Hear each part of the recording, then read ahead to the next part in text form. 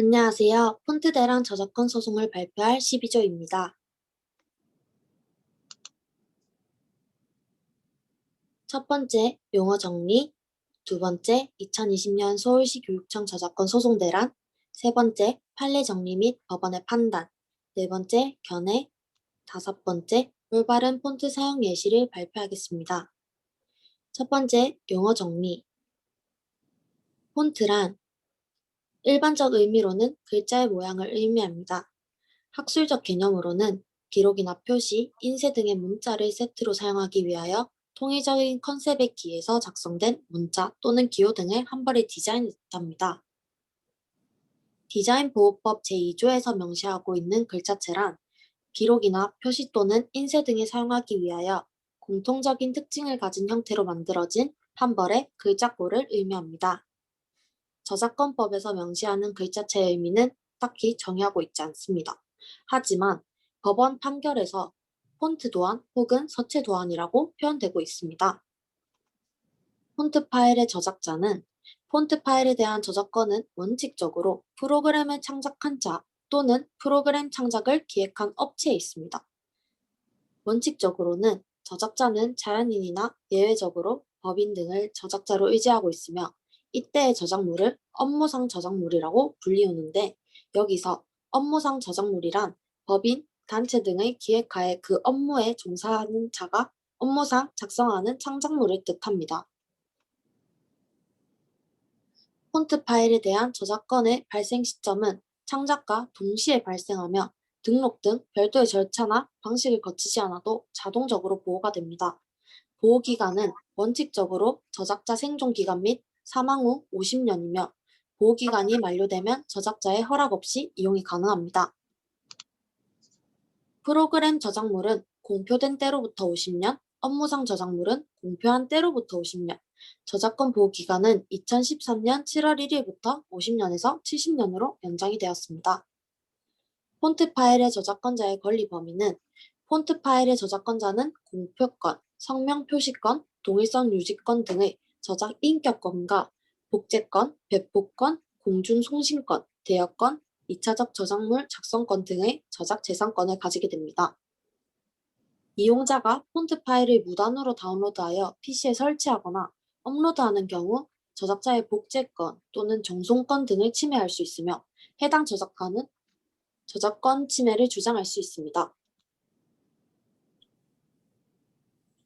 두 번째로는 2020년 서울시 교육청 저작권 소송 대란에 대해 발표하겠습니다.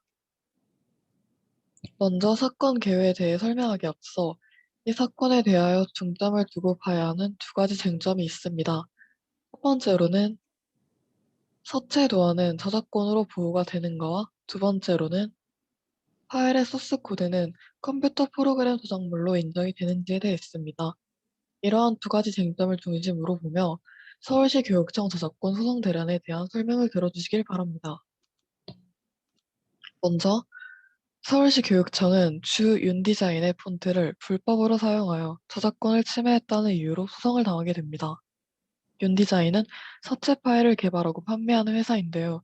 이런 윤디자인에서 개발한 유료 폰트인 윤서체를 서울시 교육청에서 불법으로 사용했다며 500만 원의 손해배상을 청구하는 손해배상 청구 소송을 걸었습니다. 서울시 교육청이 피소당한 1심에서는 법원은 피고, 즉 서울시 교육청의 불법적 이용을 추정하였다며 원고가 청구한 500만 원 중의 일부인 200만 원의 손해배상 책임을 인정하였습니다. 이 소송에서는 윤디자인이 승소한 것이죠. 그러나 1심에서 패소한 서울시 교육청이 원고, 즉 윤디자인 측에서 제출한 증거만으로는 저작권 행위가 있었는지 단정하기 어렵다는 이유로 증거의 부적합함을 주장하며 항소하였습니다. 결론적으로 서울시 교육청의 항소를 열어준 2심, 즉 항소심에서는 결과가 완전히 뒤집혀 원고의 패소로 최종 확정을 내렸습니다. 피고의 홈페이지에 게시된 문서 파일의 정보에서 해당 폰트, 즉 윤서체의 이름이 보이는 것만으로는 저작권 침해를 추정하기엔 부족하다는 것이었습니다. 그럼 윤디자인은 어떻게 서울시 교육청의 유료 폰트를 사용했는지 알았으며 어째서 소송까지 하게 된 것일까요? 서울시교육청 이하 피고는 서울시교육청 홈페이지에 원고의 서체 파일이 담긴 문서를 홈페이지에 탑재하였습니다. 이에 윤디자인 이하 원고는 피고인 서울시교육청 홈페이지에 게시된 문서 파일인 서울시교육청 학생인권종합계획 그리고 2015년 영재교육 세부추진계획 안내 등의 게시글을 다운로드하여 문서 정보를 확인하였습니다. 이러한 문서에서 자신들의 저작권을 보유하고 있는 서체 파일, 윤고딘 110, 120, 130 등과 같은 폰트들이 사용된 흔적을 찾았습니다. 그리고 교육청 소속 공무원들이 2010년경 자신들의 저작권 파일을 불법으로 다운로드한 뒤 수단으로 사용하였다며 서울시 교육청을 상대로 소송하게 된 것입니다. 이제 법원의 판단을 살펴보겠습니다. 먼저 서체 도안의 저작권 보호 여부에 대한 판례가 있습니다. 법원은 서체 도안들이 우리 민족의 문화유산으로서 누구나 자유롭게 사용하여야 할 문자인 한글 자모의 모양을 기본으로 삼아 인쇄 기술에 의해 사상이나 정보 등을 전달한다는 실용적인 기능을 주된 목적으로 하여 만들어진 것임이 분명하여 저작권법에 의한 보호 대상인 저작물에 해당하지 아니함이 명백하다고 판결을 내렸습니다. 결론적으로 서체 도안은 저작권 보호 대상이 아닙니다. 이 사건과 유사한 사례로 서예가의 서체 저작권 사건이 있는데요. 서예가가 연구하고 체계화한 글씨체로서 작품화한 서체는 서예가의 사상 또는 감정을 창작적으로 표현한 지적 및 문화적 정신 활동의 소산으로서 하나의 독립적인 예술적 특성과 가치를 가지는 창작입니다. 이를 저작권법 제2조 제1호의 내용에 적용하면 서예와 같은 손글씨나 캘리그라피 등이 인간의 사상 또는 감정을 표현한 창작물에 해당한다면 저작권법에 따라 미술 저작물로 보호가 가능합니다. 다음으로 서체 파일의 소스 코드가 컴퓨터 프로그램 저작물로 인정이 되는가의 여부를 다룬 사건이 있습니다.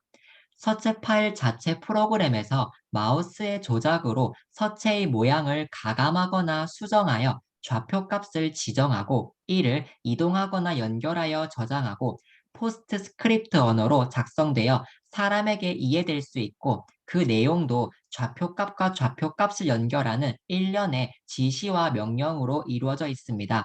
결론적으로 서체 파일의 소스 코드는 컴퓨터 프로그램에 해당합니다. 서체 파일 제작용 프로그램인 폰토그래퍼에서 사용하는 자동 추출 윤곽선은 본래의 서체 원도와 일치하지 않는 모습의 등장으로 마우스를 사용하여 윤곽선 수정 작업을 해야 합니다. 또한 폰토그래퍼에서 하나의 글자를 제작하기 위한 서체 제작용 창의 좌표는 세분화되어 있습니다. 따라서 동일한 모양의 글자라 하더라도 윤곽선의 각 제어점들의 구체적 좌표값이 여러 수정 부분에 있어서도 일치할 가능성이 거의 없습니다. 서체 파일을 제작하는 과정에서 글자의 윤곽선을 수정하거나 제작하기 위한 제어점들의 좌표값과 그 지시와 명령어를 선택하는 것은 서체 파일에 제작자의 정신적 노력의 산물인 창의적 개성이 표현되어 있다는 것입니다.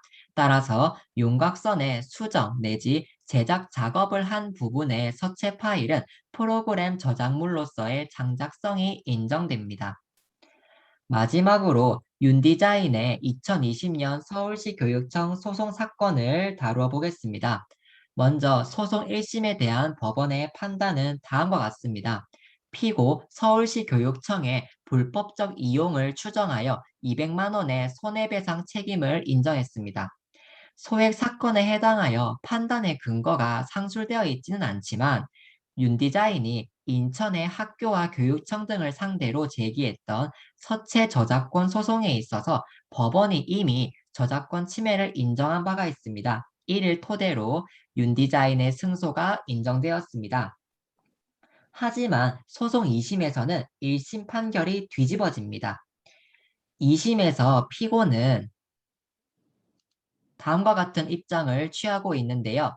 이 사건 서체 프로그램을 다운로드 받은 사실을 부정하고 이 사건 서체를 사용한 문서가 피고 소관 컴퓨터를 통해 홈페이지에 게시되었다는 사실이 있더라도 피고가 인쇄를 의뢰한 업체에서 편집하는 과정에서 작성된 것일 수도 있으며 피고 소관 컴퓨터에서 작성된 것이라 하더라도 외부 기관에서 이 사건 서체를 사용하여 작성한 문서를 불러와 일부를 복사 후 붙여넣기 하며 문서를 작성하는 경우 문서 정보에 일부 문서에서 사용한 서체가 포함되어 표시되었다는 입장을 밝혔습니다.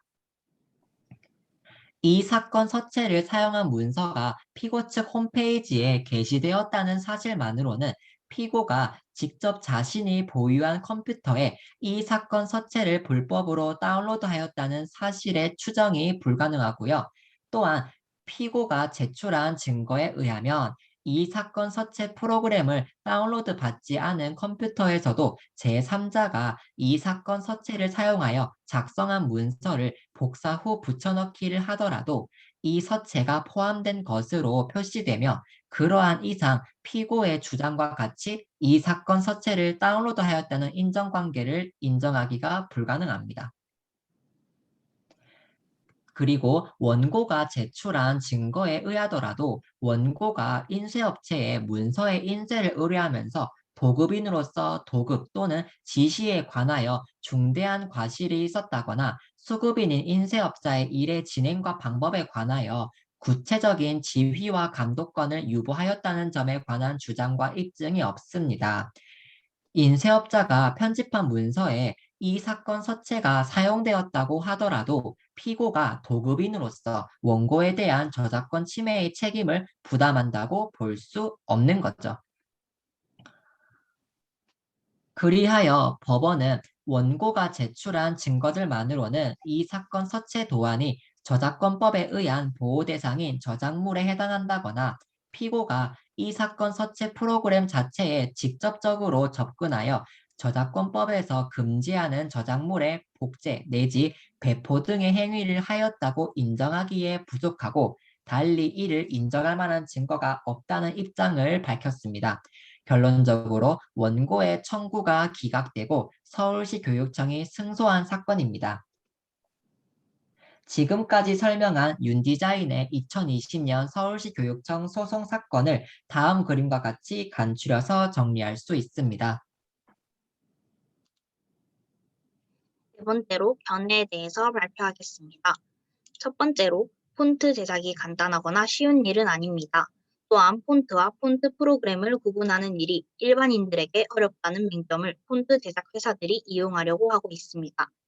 이에 전문가들은 한글을 잘 표현하고 아름답게 나타내는 일에 대하여 정당한 보조가 주어지는 것은 당연하다고 이야기합니다.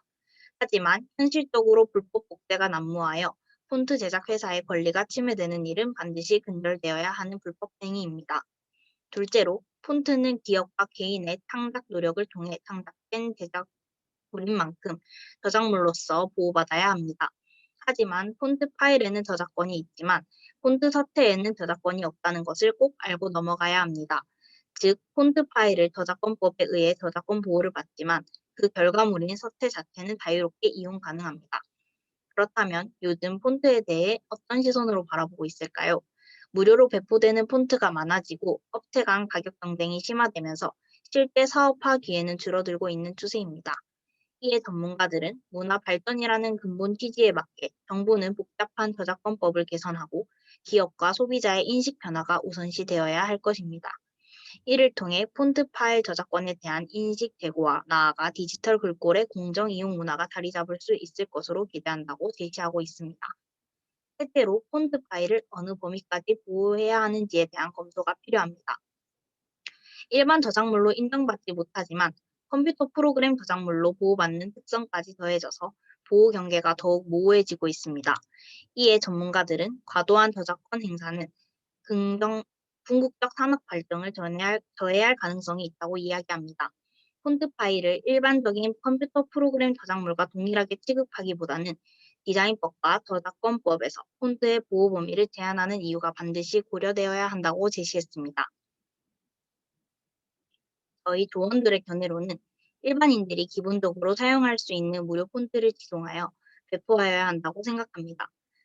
최소한 업무가 가능한 범위 안에서 폰트 사용이 활성화되어야 일반인들의 불만이 생기지 않기 때문입니다. 이와 더불어 기본적으로 사용 가능하도록 지정한 폰트를 제외한 나머지 폰트들과 새롭게 개발된 폰트에 대해서 저작권으로 보호할 필요가 있다고 생각합니다. 폰트 자체도 창작자를 위해 저작권으로 보호해야 하고 폰트 파일은 이미 저작권 보호 처리를 하고 있으므로 그대로 진행하면 된다고 생각합니다. 마지막으로 교육을 목적으로 하는 폰트 저작물은 허용되고 있다는 사실입니다. 저작권에 의해 교육이 위축돼서는 안 된다는 것을 법적으로 명시하고 있습니다. 하지만 무료 폰트와 유료 폰트의 제작이 많아지면서 더더욱 무료 폰트와 유료 폰트를 구분하기 어려워지고 있습니다. 이에 유료 폰트와 무료 폰트를 쉽게 확인할 수 있는 시스템을 만들어 법적으로 정확하게 보호해야 한다고 생각합니다. 또한 복사한 내용을 붙여넣기 하는 공유 행위는 상업을 목적으로 하는 것이 아니므로 저작권 침해로 보기는 어렵다는 것을 알아두면 좋겠습니다. 다섯 번째로 올바른 폰트 사용 예시를 알아보겠습니다. 올바른 폰트 사용의 예시로는 폰트 파일을 구매하여 사용하거나 무료로 배포하고 있는 지정 폰트 파일을 안전하게 다운받아 쓰는 방식이 있습니다. 혹시나 제작자를 찾지 못했거나 저작 제작권자의 소재를 파악할 수 없는 상황이라면 일정한 경우를 법적으로 저작물을 이용할 수 있도록 승인하는 법적 허락 제도를 이용하는 것은 옳은 방법입니다. 이상으로 저희 12조의 폰트 대란 저작권 소송에 대한 발표를 마치겠습니다.